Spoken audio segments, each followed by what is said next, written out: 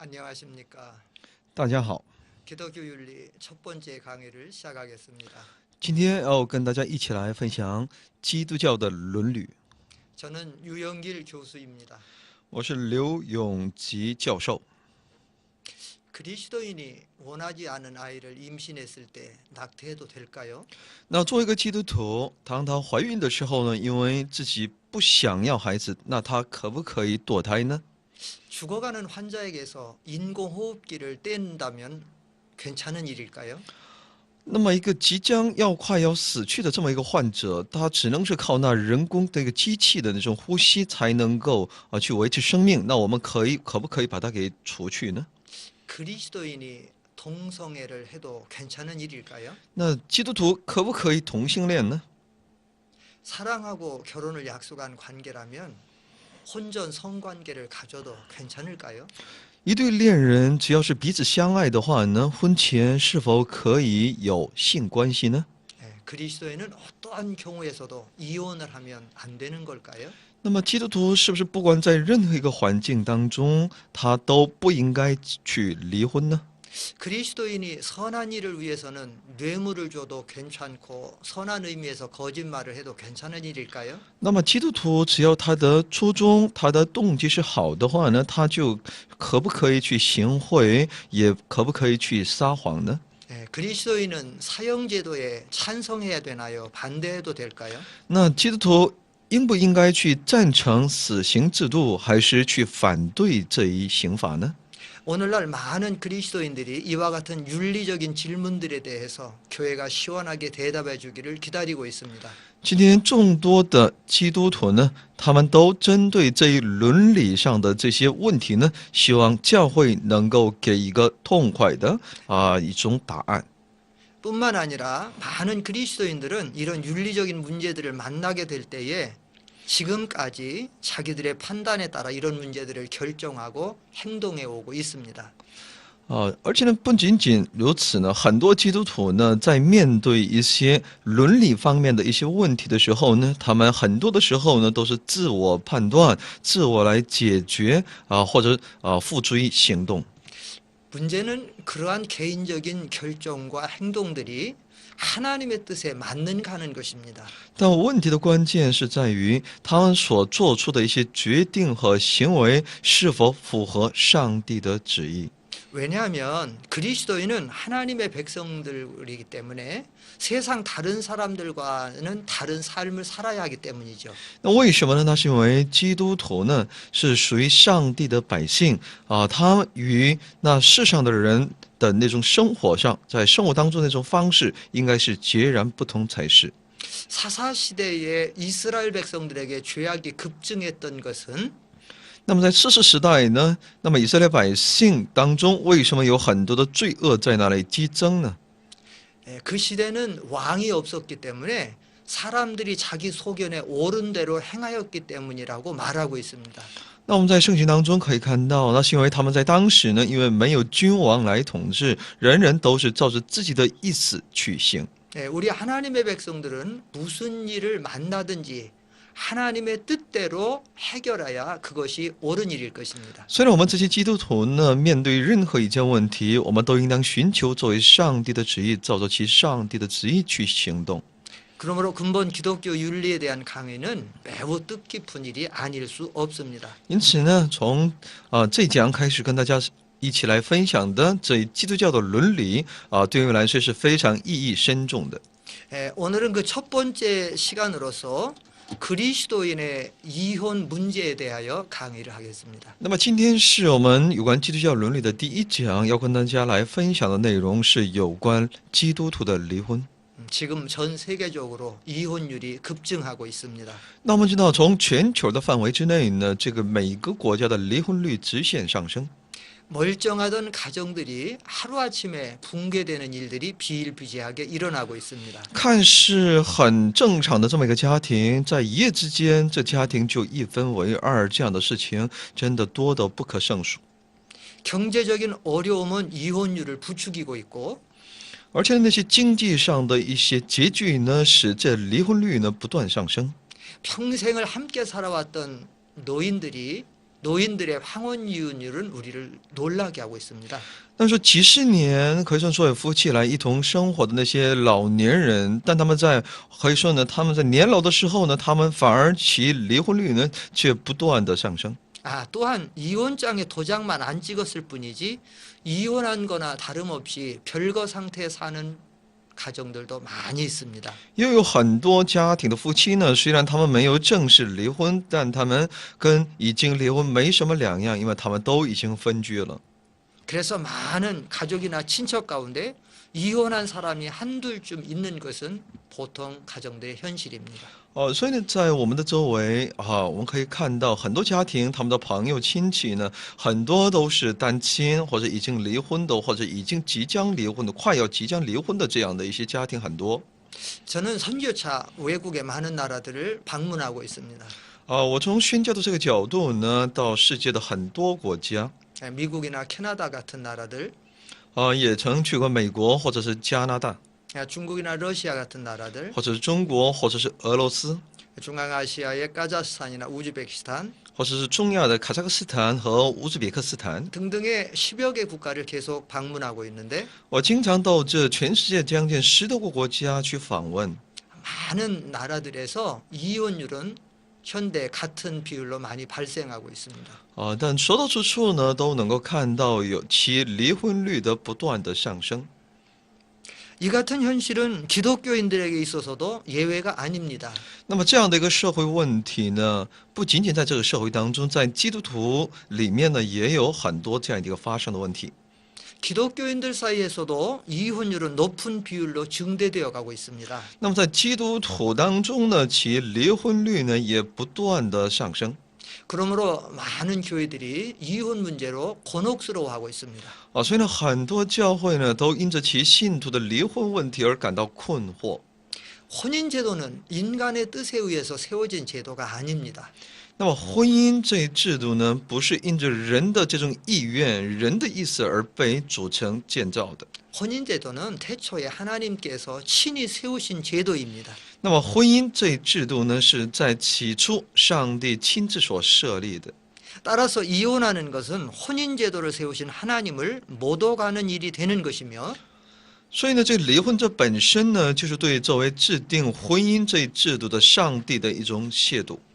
하나님의 창조 의도에 위배되는 일임을 성경은 분명히 밝히고 있습니다. 所以呢，圣经呢清楚的在告诉我们，离婚是完全违背于上帝创造的其上帝的计划。 말라기 2장 16절 말씀에 의하면 在马拉基2章16节里面说呢， 한번 읽어 주시겠습니까? 耶和华以色列的神说：“休弃的事和以强暴待妻的人，都是我所恨恶的。” 그러나 하나님의 뜻을 명백히 어기는 일임에도 불구하고 오늘날 이혼은 급증하고 있습니다. 我们知道离婚是上帝所我们完全违背于上帝的这样的一个旨意的，但今天这个离婚率也不断的在上升。 더욱 안타까운 것은 일부 교회 지도자들이나 성도들 중에는 결혼 생활을 유지하는 것이 서로에게 피해를 주는 경우라면 이혼하는 것이 결혼 생활을 유지하는 것보다 낫다고 말하고 있습니다. 更让人感到惋惜的是一些教会或者教会的领袖呢，他们针对那些信徒的在结婚生活当中的一些很多的摩擦和问题，面对这样的问题，他们说呢，只要对对方都形成一种不利的影响的话呢，那最好还是离婚比起呢维持结婚生活可能更为好。 결혼 생활을 유지할 수 없을 정도로 배우자의 폭행과 정신적인 학대가 계속된다면 如果说结婚在维持结婚生活的时候呢，婚姻生活的时候呢，如果对方的他的一些暴力也好，精神上的一些折磨也好，这样的一些不断的延续的话呢， 그리고 최선의 방법과 노력을 기울였음에도 불구하고 이와 같은 상태가 계속되고 두 사람 간의 신뢰와 사랑이 회복되기 어려운 상태일 때는 이혼할 수 있다고 말하고 있습니다. 而且呢，也找了很多的方法，想要来解决这一问题，但还是没能够得到解决的时候呢，那就说呢，还是离婚的比维持婚姻状态更为好一点。 그러한 경향 때문에 지금도 많은 사람들은 정당한 사유 없이 단순한 부부간의 갈등 문제로 쉽게 이혼해 버리는 경우를 많이 볼 수 있습니다. 也因着有这样的一些允许呢，那就在教会当中也会出现一些夫妻，他们虽然没有一个正当的理由，但只因着那夫妻之间的一些矛盾呢，他们就很容易的在那里去离婚。 성경을 찾아보면 하나님께서 이혼을 허용하시는 경우를 볼 수 있습니다. 我们在圣经当中也的确也能够看到，这位上帝好像在允许离婚这么一个暗示着这样的事实的暗示。 그러나 그것은 어디까지나 특별한 경우에 한해서만 허락하는 것이지 흔히 말하는 성격 차이나 단순한 어려운 환경 때문에 그 이혼 자체를 승인한 것임을 아님을 간과해서는 안 되는 것입니다. 但那种情况呢，都是那特别的情况下呢，上帝才允许一种离婚的它不是一个针对那整个一个婚姻让我们能够随意的去离婚所以呢，在这方面呢，我们应该有一个正确的认识。 성경에 이혼에 대해서 허용하는 경우는 단 두 가지만 있습니다. 在圣经里面允许离婚的这样一个例子呢，只有从两个方面。 그러니까 이혼하지 말라는 말은 그리스도인은 어떠한 경우라도 이혼할 수 없다고 단정짓는 말은 아닙니다. 而且我们也应当记住哈，不是说离婚，我说不可离婚呢，也不是说基督徒呢在任何一种环境当中，他都绝对不可以离婚这么个意思。 네, 신구약 성경을 보면 이혼을 허용하는 경우가 두 가지가 있습니다. 我们从新约和旧约圣经当中可以看到，有两种情况下呢是允许离婚的。 첫 번째 경우는 배우자가 음행하였을 경우에 이혼을 허용하는 경우입니다. 那么第一种情况呢，那是在当对方婚姻的一个可以说夫妻对方犯了奸淫的时候呢，就允许离婚。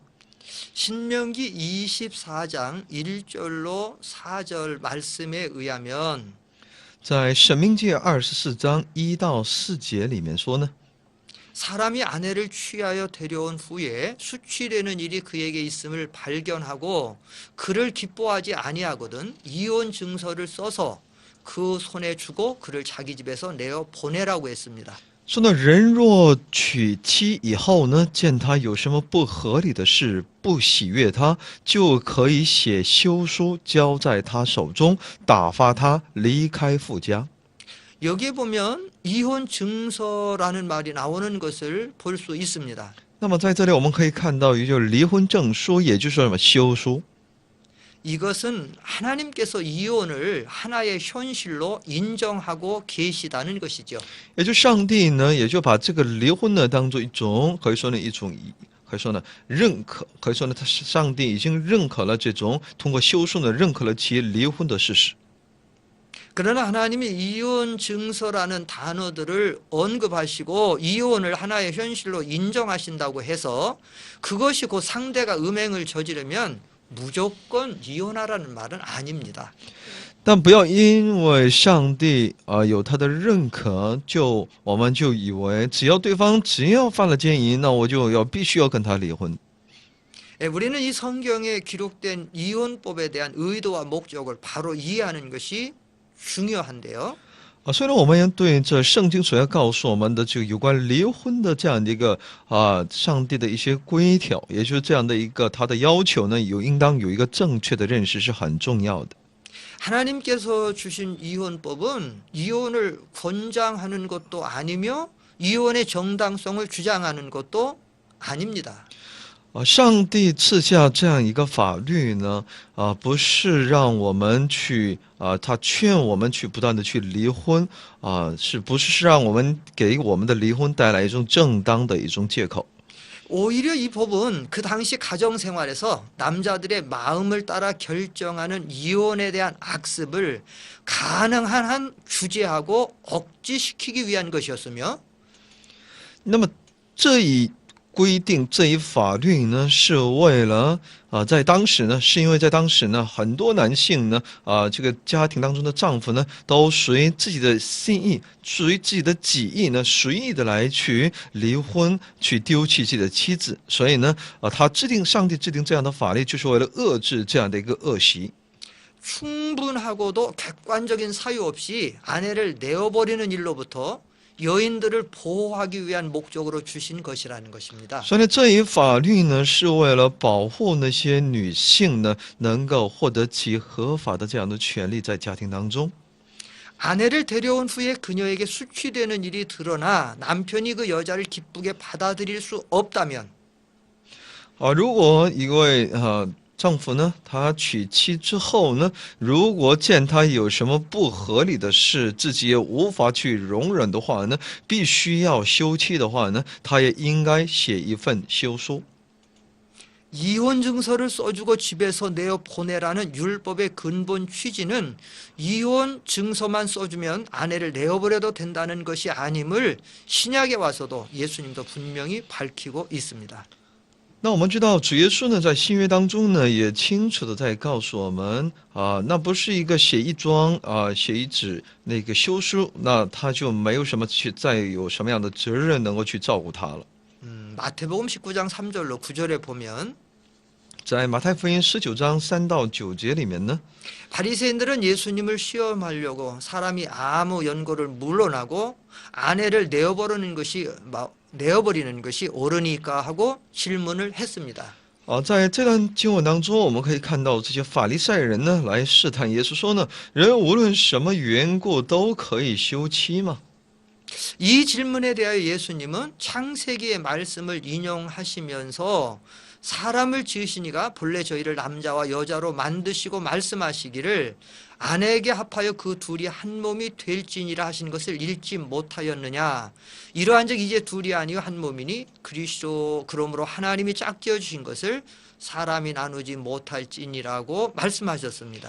那么耶稣呢，我们主耶稣呢，他就引用那创世纪的话语，针对他们的这样一个挑衅，他回答说呢，那起初造人的是造男造女的，并且说呢，因此人要离开父母与妻子联合，二人成为一体。这经你们没有念过吗？既然如此，夫妻不再是两个人，乃是一体了。所以神配合的人不可分开。 이 말씀에서 예수님은 결혼의 근본적인 중요성을 말씀하신 것인데 결혼의 근본 목적은 연합에 있는 것이지 분리에 있는 것이 아니라는 사실입니다. 那么在这里呢，耶稣就告诉我们一个上帝叫我们组成家庭的最终的其目的是什么？就是让我们能够彼此联合，而不是在于让我们彼此分开。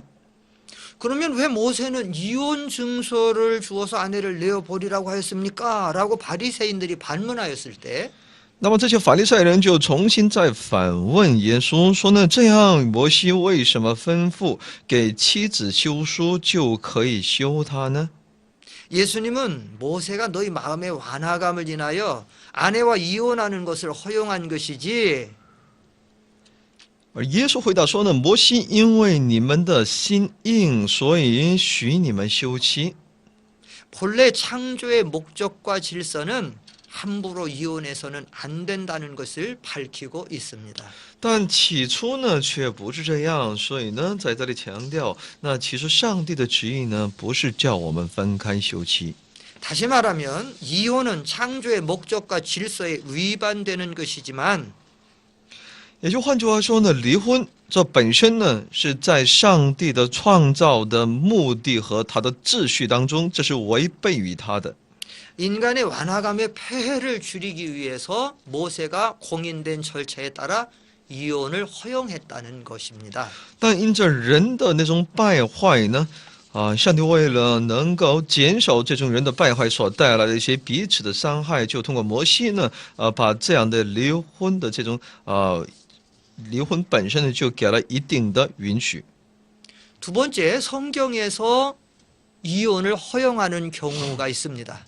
那么在圣经里面，我们又能找到第二种有关因着那信仰的问题所面对的这个离婚案件。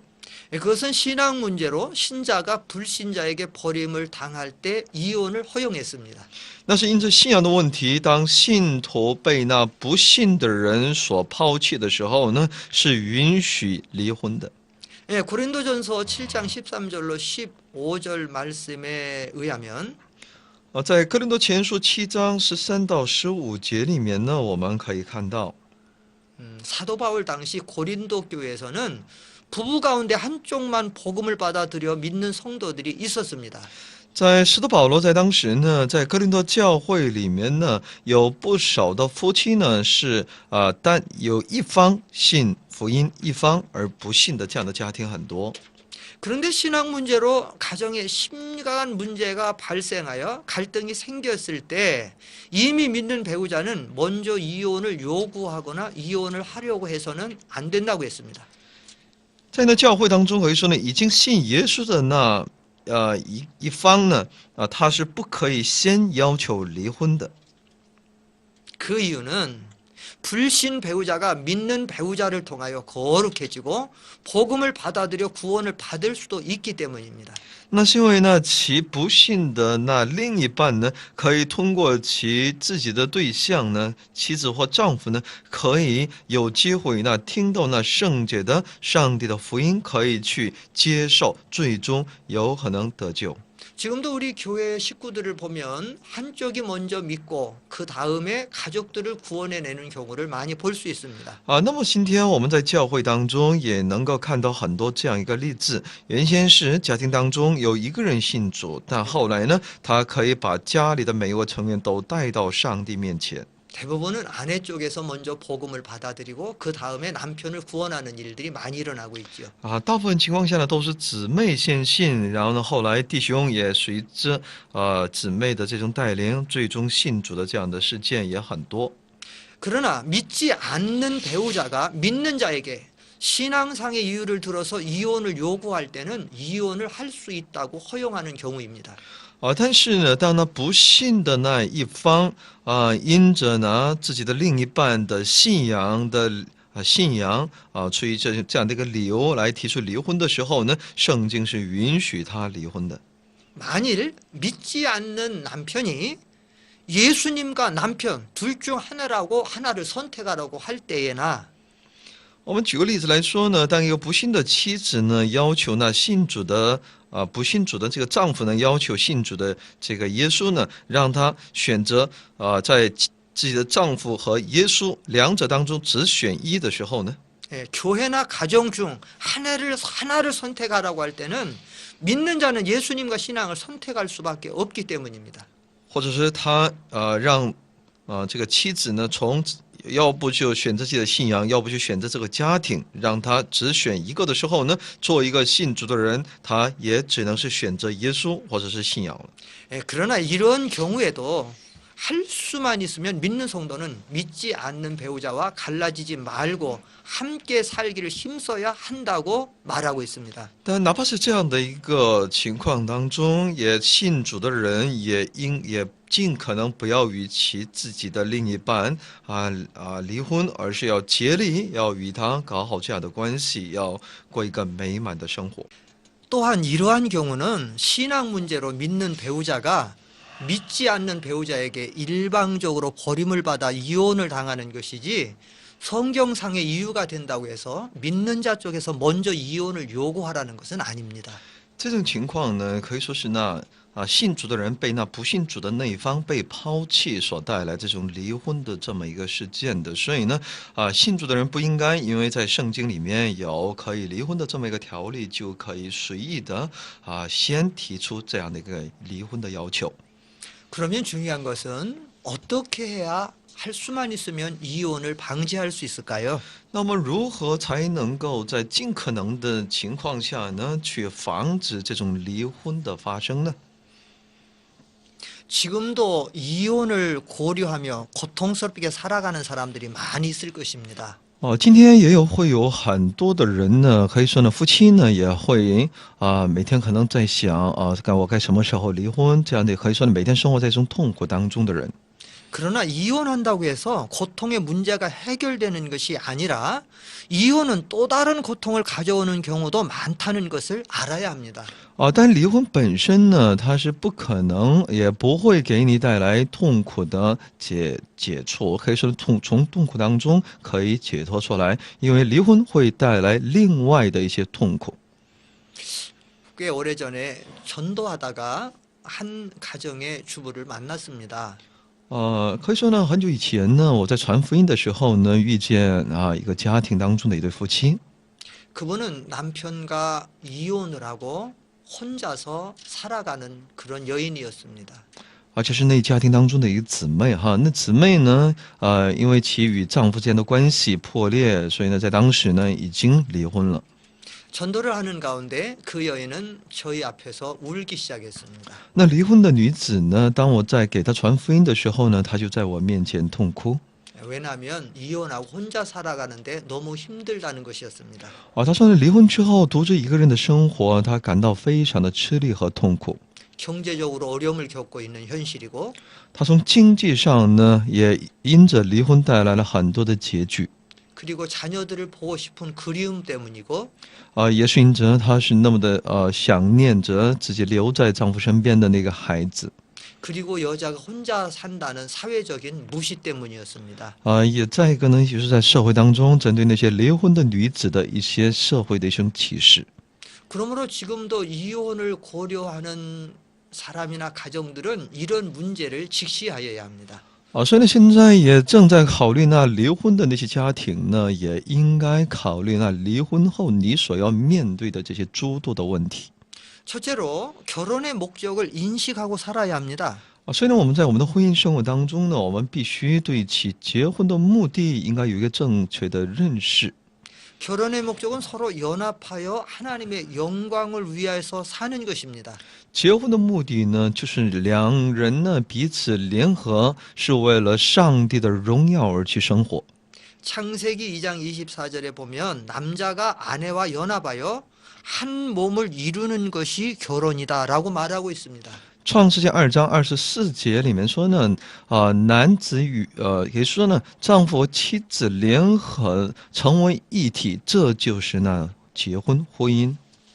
언제나 결혼의 근본 목적은 연합에 있는 것이지 분리에 있는 것이 아님을 깨닫고 하나 되기를 힘써야 합니다. 所以我们应当时常要记住，我们婚姻结婚的最根本的它的目的呢，就是为了联合，而不在于分离。 둘째로 배우자의 부정이나 실수가 있더라도 할 수만 있으면 용서하고 함께 살도록 힘써야 됩니다. 第二呢，哪怕是你发现了你可以说对方的一些他的一些失误，然后他的一些不好的那方面，你也要学会饶恕，也要与他生活。 성경적으로 명백한 이혼 사유가 되는 경우라도 그리스도인은 범죄한 배우자를 용서하고 받아주도록 힘써야 합니다. 那么从圣经当中，我们也能够看到，哪怕你拥有一个非常清楚的那种离婚的一个条件，而是当你发现了你离婚的一些对方的一些不好的时候呢，你作为一个基督徒呢，也应该去饶恕那犯罪了的你的对方丈夫或者妻子，来不断的来接纳他，这是你应当去努力的。 왜냐하면 가정을 세워주신 하나님께서 그것을 원하시기 때문이죠. 那是因为为我们建立这些家庭的我们的上帝是那么的希望我们能够彼此饶恕的。 그리스도께서 끝까지 우리를 용서해 주시고 용납해 주신 것을 생각하면서 우리도 상대방을 용서하기 위해 가진 노력을 기울여야 합니다. 所以我们应当时常来纪念基督自此来为我们来舍罪舍弃自己的身体来赎罪来接纳我们的这样一个耶稣的作为，我们应当学会来饶恕对方。 우리가 우리에게 죄 지은 자를 사하여 준 것 같이 우리 죄를 사하여 주옵소서라는 주님이 가르쳐 주신 기도를 꺼림없이 드리기 위해서도 배우자를 용서하고 용납해야 합니다. 所以呢，我们应当就像主祷文里面所要教训我们的，免我们的债如同我们免了人的债一样，让我们能够在这方面没有亏欠。 때로는 이런 일이 쉽지 않겠지만 성령의 도우심을 간구하고 노력할 때에 때가 되면 화평케 하시는 하나님께서 그 하나님의 도우심을 체험할 날이 올 수 있을 것입니다. 的确，当我们要做出这样一个决定呢，不是一件那么容易的事情。但是，这位圣灵必会在我们的里面来帮助我们，让我们能够通过我们的不断的努力，使我们能够去体会这位上帝的恩典和他所赐给我们的和平。 얼마 전에 중국의 한 목사님을 만났습니다. 그런데 안타까운 것은 이혼했다는 것입니다. 前不久呢，我见到了中国的一位牧师但是令人感到惋惜的是，他的家庭破裂了。 몇 년 전에도 그런 목사님을 한 번 봐서 마음이 아픈 적이 있었습니다. 几年前呢，也见过另外一位牧师，他也是一个相同的光景。 바로 이러한 문제들이었는데 끝까지 받아주지 못했다는 거죠. 也就出现以上的一些刚才我们所提到的那些这样那样的一些问题，但他们却没能够饶恕。 호세아서는 하나님의 사랑을 우리에게 보여주는 말씀입니다. 那么何西阿书呢，其实就是通过这一书卷呢，我们就能够感受到上帝的心意。 고멜이라는 여인이 호세아 손자와 결혼해서 행복하게 살았습니다. 那么有个女人叫歌灭，她呢与先知何西阿生活在一起，她也感到非常的幸福， 아이까지 낳고 살았지요. 而甚至后来也有了自己的子女。 그런데 어느 날 이 연하는 다른 남자와 바람이 나서 집을 나가버렸습니다. 但这女子呢，却有一天呢，她与其他的有了其他的一些相好，她就离家出走。 남편도 버리고 아들 자녀들도 버리고 그리고 외간 남자를 즐거워하면서 살았습니다. 她抛弃了自己的丈夫，也抛弃了自己的子女，她只寻求自己的快乐。 그때 하나님께서 호세아 선자에게 이렇게 말씀했습니다.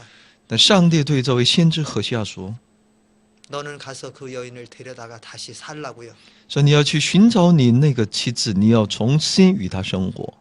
사실 선지자 같은 거룩한 직분을 가진 자가 그 여인을 다시 데려다 사는 것은 어려운 일이었을 것입니다. 当然，作为一个可以说呢祭司先知作为一个先知这样的一个圣洁的人，能够把这样的一个妻子重新把她带回家里，重新与她生活，对他来说肯定是一件不是那么容易的事情。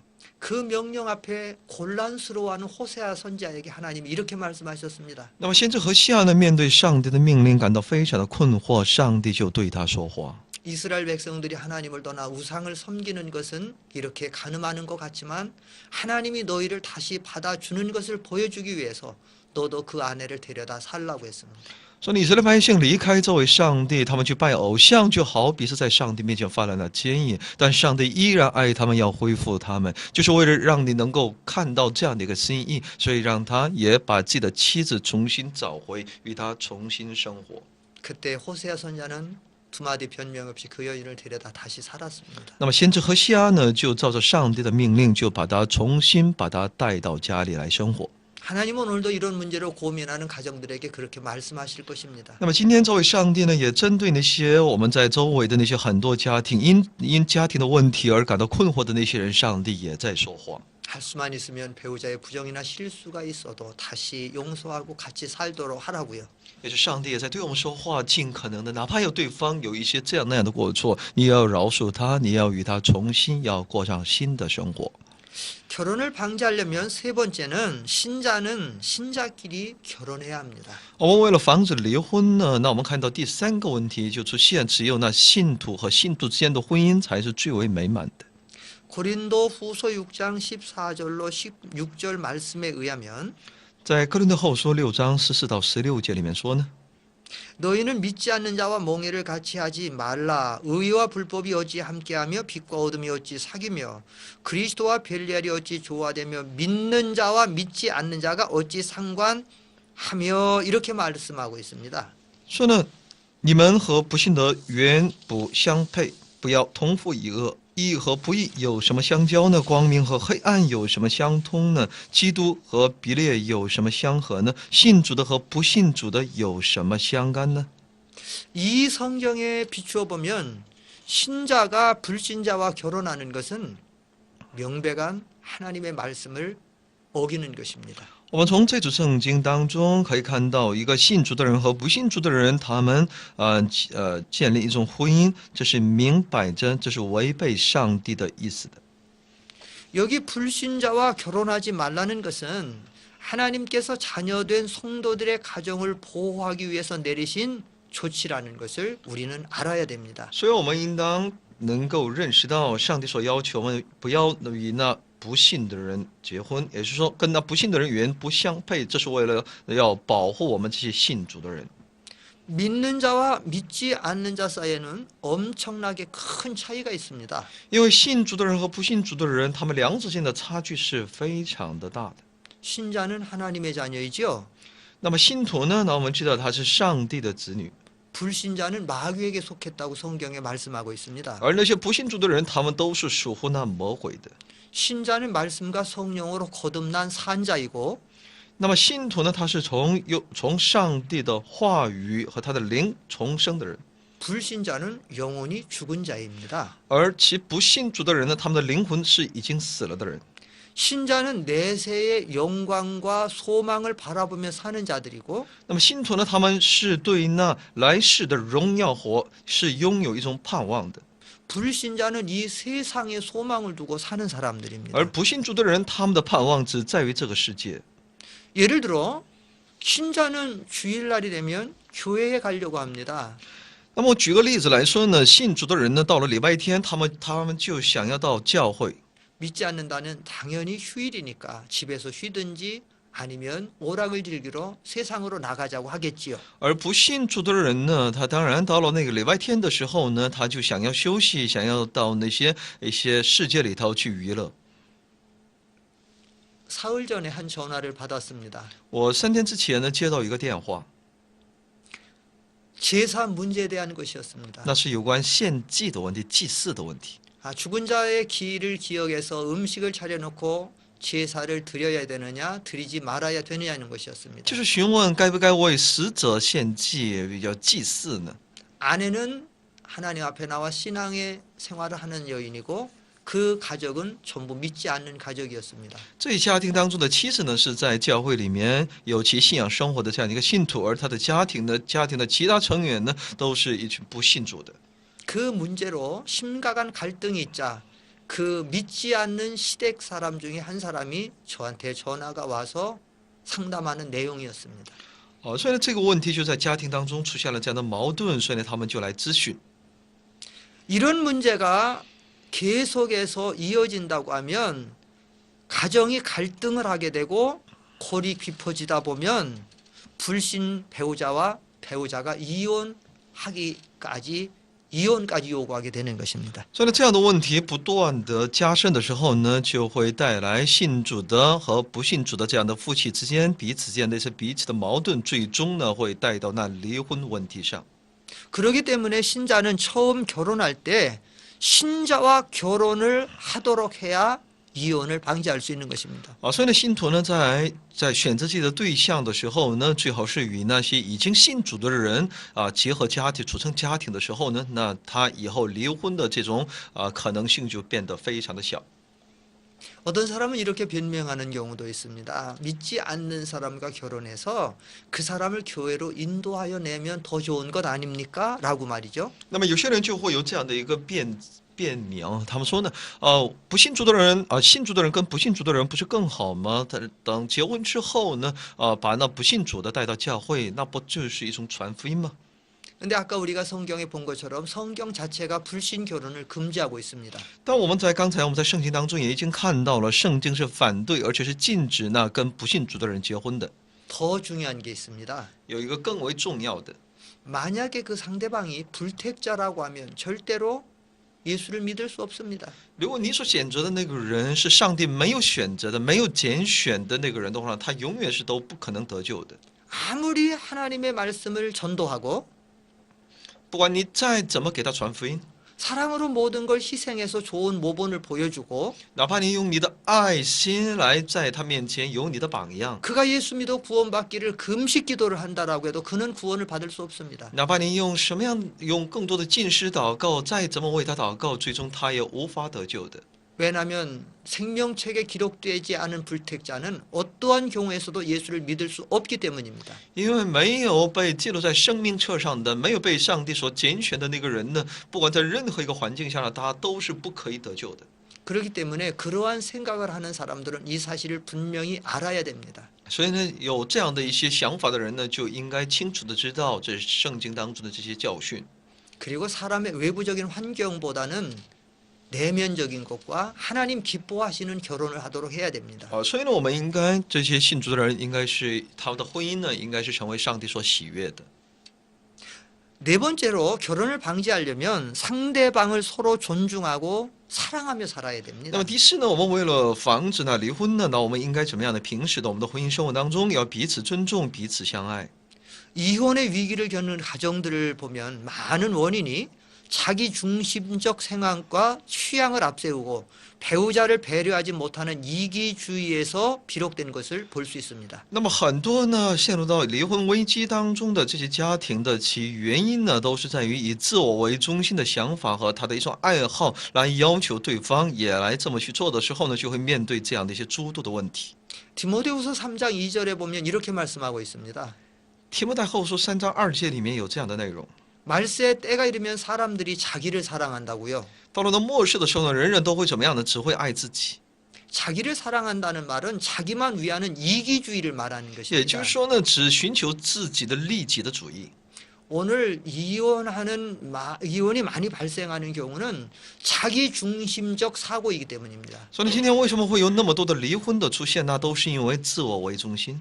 나만 좋으면 남편이나 아내를 배려하지 않습니다. 只要我一切，只要为了我，那我不会去关注那我的妻子、我的丈夫怎么样。 나만 좋으면 부모나 자식도 관계 없습니다. 只要对我有益处，我才不管我的父母也好，我的子女也好。 이와 같은 철저한 이기주의가 이혼을 부추기고 있는 것입니다. 就是这样的一个彻底的，可以说这种利己主义呢，其实在使我们的离婚率不断上升。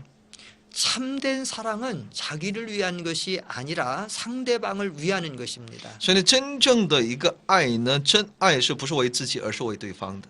고린도전서 13장 5절 말씀에 보면 在哥林多前书13章5节里面说呢， 사랑은 자기의 유익을 구치 아니하며라고 말하고 있습니다. 说爱是什么？爱是不求自己的益处的。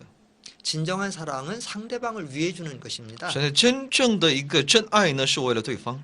남편이 아내를 위하고 아내가 남편을 위하는 게 진정한 사랑이지요. 妻子为丈夫着想，丈夫为妻子着想的时候，这才是个真正的彼此的相爱。 부모들이 자녀를 위해서 그렇게 희생하는 것은 바로 사랑 때문이 아니겠습니까? 那父母对子女的那样的一个带着牺牲的那种付出，那不就是因为爱吗？ 또 사랑은 성내지 아니하는 것이라고 말하고 있습니다. 而且说呢，爱又是那不轻易发怒的。 서로가 싸울 만한 일이 있을 때도 상대방을 사랑하는 마음으로 참아야 됩니다. 哪怕有彼此之间有一些矛盾，也彼此应当带着一种爱心，要不轻易发怒。